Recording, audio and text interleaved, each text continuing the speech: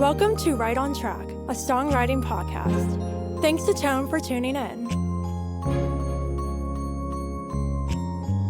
I'm Demi Michelle Schwartz, and I'm thrilled you're joining me on my songwriting journey. So kick back and relax, don't fall flat, and remember, stay right on track.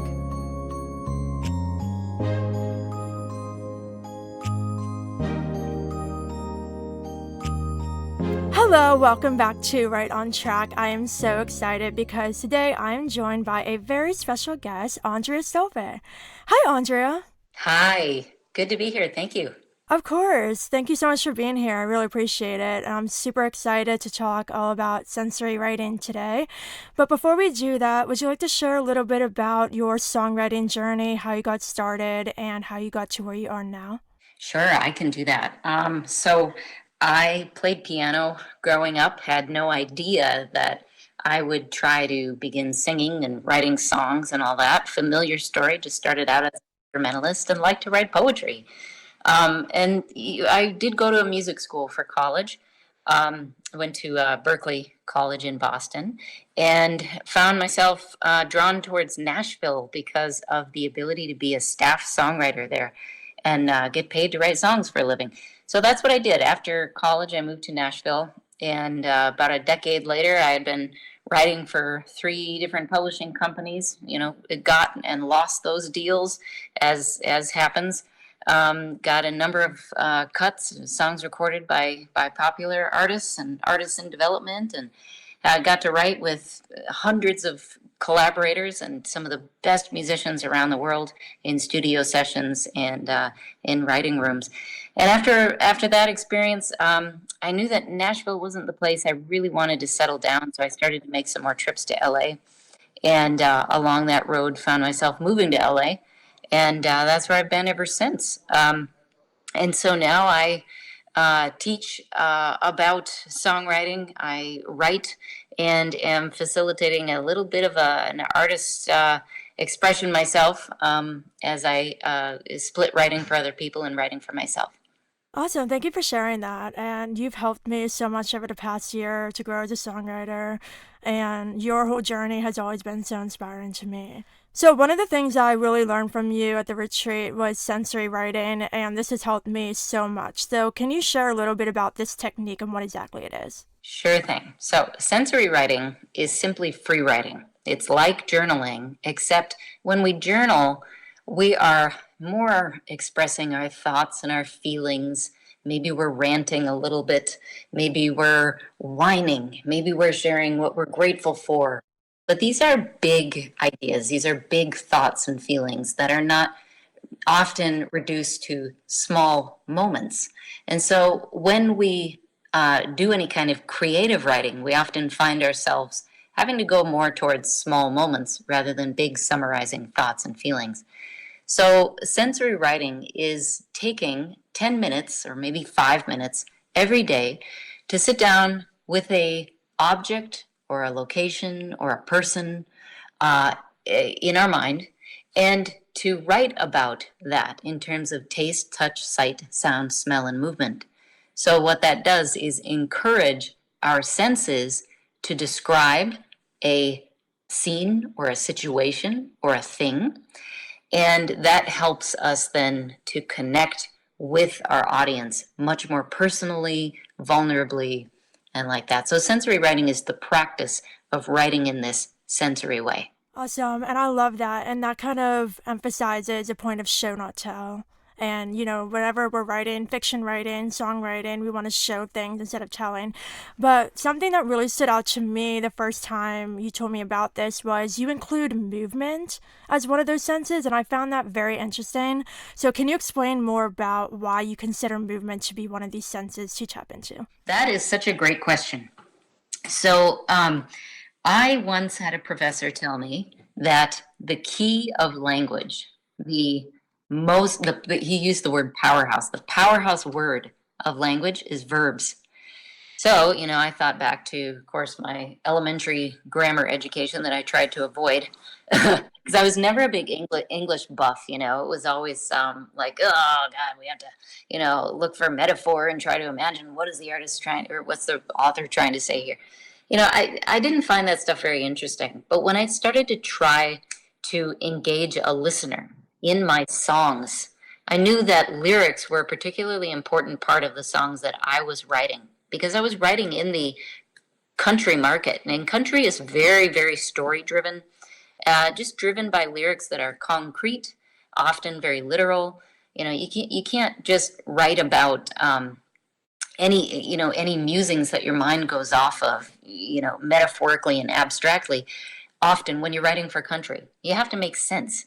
And so the idea with verbs is that they strengthen the experience, they intensify the experience. So I can say, I could describe a scene where someone's jiggling a key in the lock. Jiggling expresses the emotion with which they're trying to get the door open. It could be that they, instead of just put the key in the lock, I crammed the key in the lock. I slid the key in the lock. I stumbled the key in the lock. So sometimes the verbs don't totally, sometimes like, I'm not sure that makes sense. But it expresses a emotion, and that is what the songwriter's job is to do, is to, as connectively as possible, allow the listener to walk around inside your experience. And when you do that, you're writing really effective lyrics. I love that. Thank you so much for explaining that deeper. And I think that totally makes sense. The verbs can really go a long way in showing what exactly you're trying to say. So you mentioned country, and that totally makes sense because it's very story driven. But I definitely think, and I know you do too, that this technique is definitely useful for other genres. So can you talk a little bit about how sensory writing can still be useful even if you're not writing country music? Yeah, another awesome question. Country music is a great space to learn how to write songs because it is clean cut. The verses show the event, the story, the situation, introduce us to the characters, and the chorus tells us what it means. Why are we singing the song? What's inspiring? What can be learned from this situation we're describing in the verse, right? But in some styles of writing, let's say pop music in general, I mean, it's a huge genre, but we can become more literal or more light language, abstract, metaphorical. So we don't have to be as literal. That's what I meant to say. So how do you gauge if what you're writing is good work? And that becomes the trick. The difficulty that I find with a lot of us as songwriters is when we start to write more metaphorically and abstractly, we lose sense of how to measure whether it's good or not. You know.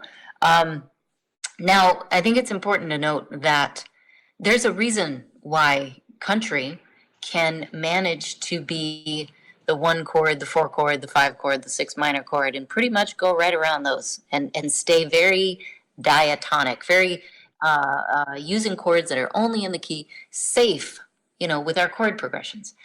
And other, some other styles of music, of course, we don't stay that. Let's say maybe predictable, or there's a commonality or a typical groove that we'll hear a lot of times throughout country. Um, and I think it's because not everything has to be innovative all the time. So what I mean by that is we don't have to write fantastic lyrics, an incredibly new and improved groove, something that a chord progression nobody's ever heard before. We don't have to do that with our songs. And in fact, when we try to, we lose a sense of where they belong in terms of genre. There's nothing that's familiar. And so then we can't connect. Um, and so when we're writing in other styles, it could be that, or other genres, I could say, it can be that the lyric is not as critical, that the lyric should serve the melody. So, for example, we might come up with a hook, a title that just sings really well, and then follow the feelings, for the lyric. And if it allows the melody to sing well, um, and for a strong melodic theme, then maybe the lyric's good as is. So, but when we're trying to get great lyric along with great music regardless of the genre. There's some tools that we can use to achieve that and better measure whether our lyric is really pulling its weight or not. Awesome. Well, that was a great explanation. Thank you for sharing all that. Oh, sure. So, in your article, Getting Started with Sensory Writing, you mention what you specifically call a keyword, and this is what you choose to write from. And you also say the more specific, the better. Can you talk a little bit about why having a more specific image in your head before writing can help you to create more specific images in the sensory writing? Yes, for sure. If you start with a title that's just like Nothing to Lose. Nothing to Lose has no image. So basically, the title is not telling me what it wants to become as far as a song. It could be many things. What I think it's going to be today is different what it might mean to me tomorrow and a month from now. But if you have titles like uh, Sitting on the Dock of the Bay, you know, that is, well, the song better say something about a bay and about a dock and about sitting there. And so the more specific the idea that prompts the song, and usually if it bears an image, if it carries an image, the easier it can be to understand what it is we're trying to write. Many times songwriters resist getting specific because I mean, I've felt this myself, that it's almost constricting. When we don't sometimes hear pop lyrics set anywhere else besides, in the driver's seat of a car or in a bedroom at 2 a.m. when it's dark and it's raining outside, those are typical places to set a song, but still they're specific. The trouble is when we start to try to trust our instincts and write about something that means something to us if we haven't heard it in a song before. But we should absolutely try because, again, that's where we express our unique artistry. That's where people are going to say, gosh, I've never heard a song quite like that before. I've never heard that.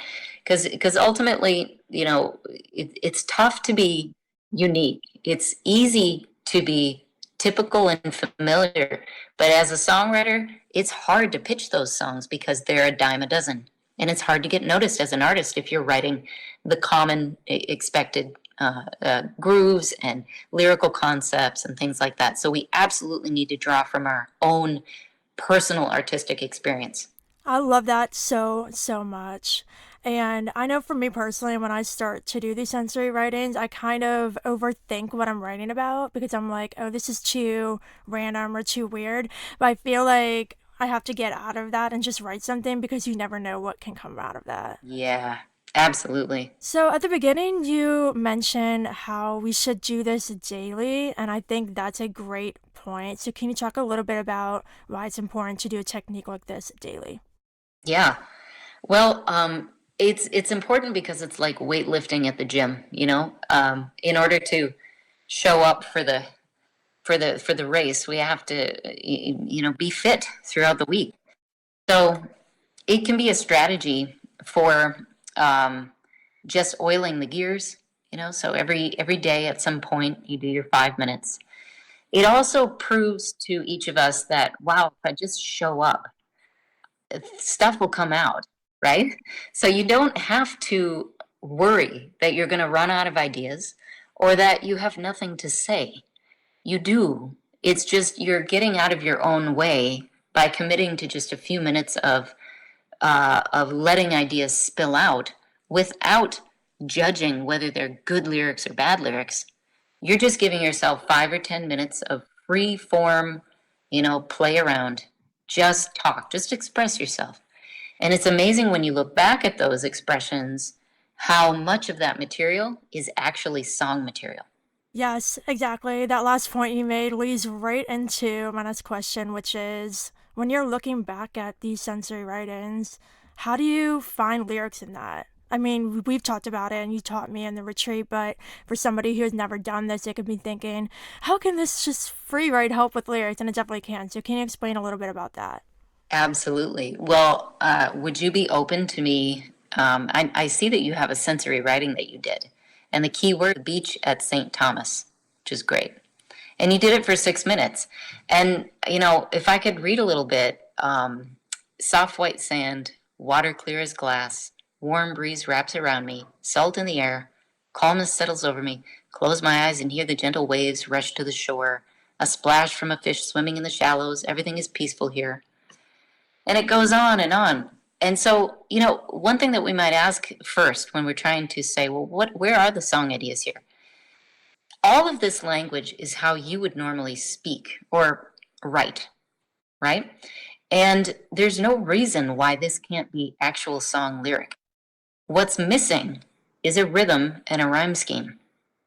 And so what we then have to key into when we're looking at our paragraph, or like you have a bunch of a list of bullet points almost, written from the keyword the beach at St. Thomas. Now we start to take, well, let's read some of these down and feel their rhythm.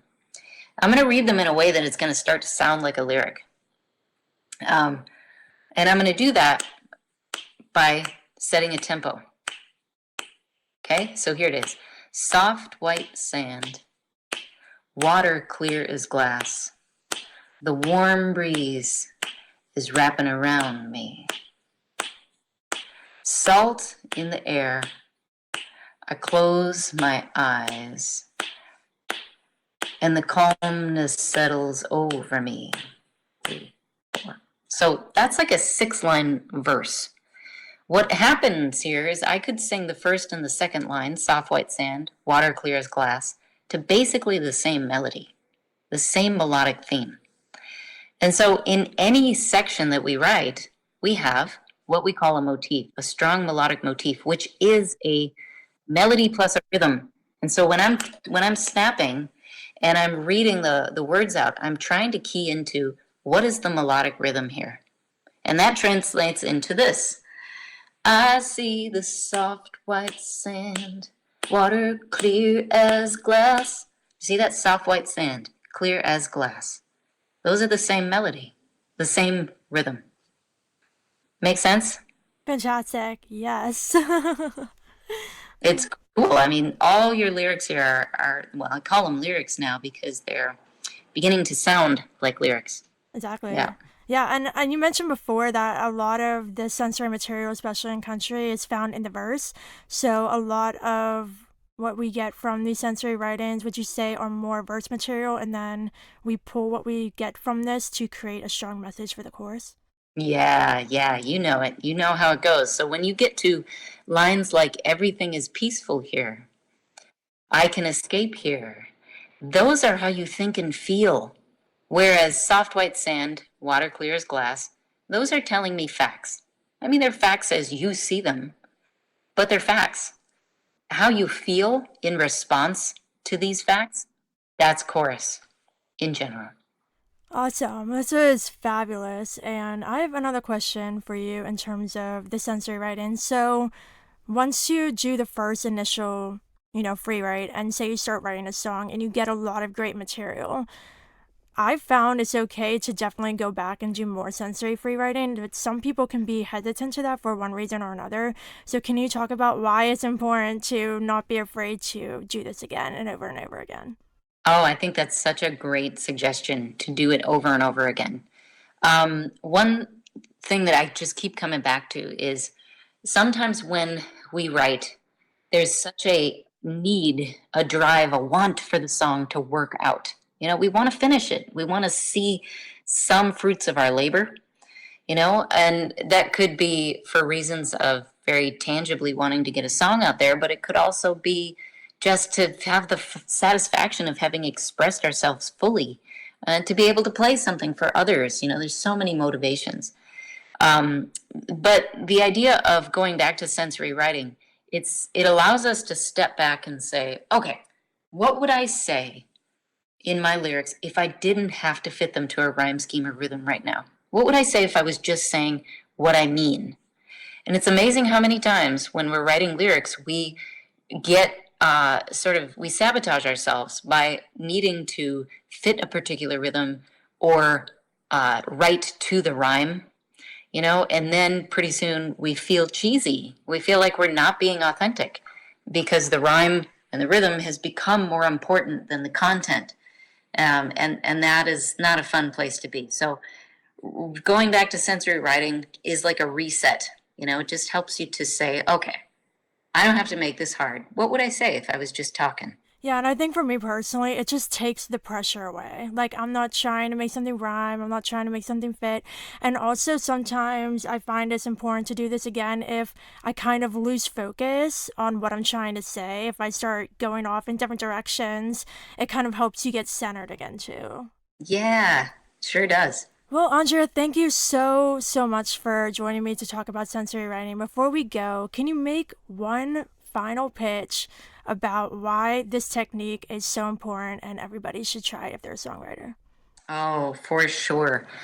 Well, I my final pitch is I've worked with 20,000 plus songwriters over the years. Uh, Not one didn't have the capacity to write good songs. You have to do the work. And so sensory writing is a focused and achievable daily step towards seeing your songwriting skills grow and knowing that it's a guarantee. You do this every day, guaranteed you will get better and be absolutely thrilled with all the ideas that you never knew you had.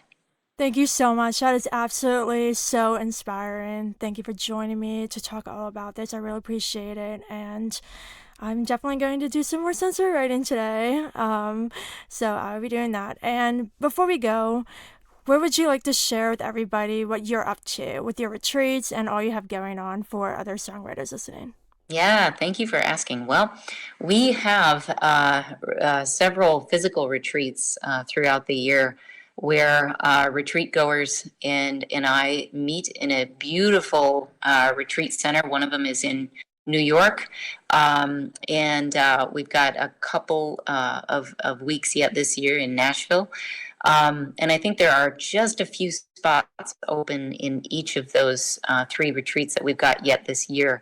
But they do fill up fairly quickly, so it's good to get in there early. All right, yeah, we spend participants and we spend 5 days in beautiful rural areas just outside of Nashville and in New York State. We have a great time collaborating, writing songs, exploring our own artistry. The big idea too is walking out of these retreats with a streamlined process for creating so that we can trim off all the excess of things that we do that don't bear the most fruit. And so participants walk out with a workflow and with an understanding of what is their strengths and how to use those strengths to finish more songs, to release their music, to really make this machine work in the way that we envision that it should. So we walk out with good friendships and comfort with collaborating. Several songs finished through collaborations throughout the week. So it's really a magical time that we spend together. I will see you in Nashville. I'm very looking forward to that. Well, thank you so much again, Andrea, for being on. It was such an honor. Listeners, thank you for listening. And until next time, stay right on right track. on track.